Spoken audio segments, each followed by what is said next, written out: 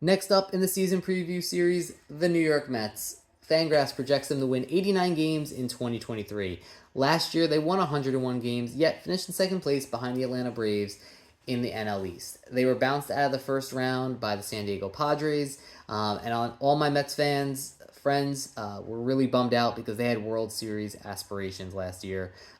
It was a fun year to be a Mets fan. After all the signings they made during the offseason, there was a lot of hope for the Mets, and well deserved because they played extremely well.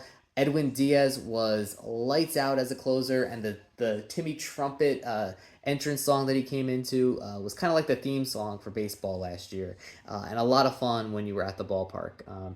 Speaking of ballparks, Citi Field is probably one of my favorite places to watch baseball. It feels like a baseball stadium. It's got great food, great little places to sit. So one of my favorite places to watch a game. If you get a chance to do so, make sure you get there. But this year's team has a lot of things to be excited about as well. Despite losing Edwin Diaz to an injury during the WBC, losing a few people to free agency, not signing Carlos Correa because of his medicals, still have a solid lineup led by Francisco Lindor, one of my favorite players, Pete Alonso. I mean, he's rocking the dad bod and hitting bombs. Starling Marte, the last year's National League batting champion, Jeff McNeil, Brandon Nimmo's back.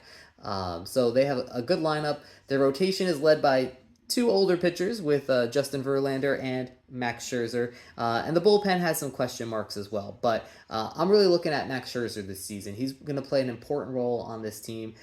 Is he going to throw 200 innings? Probably not. Will he give you 130 to 150 innings?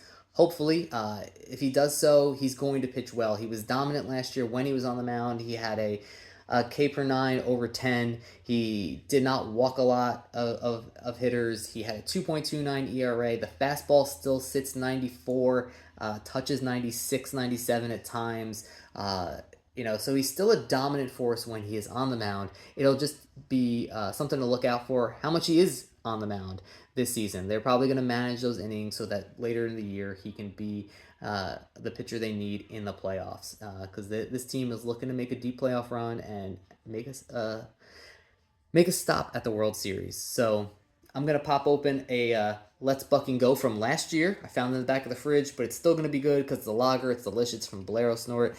So cheers and let's go Mets.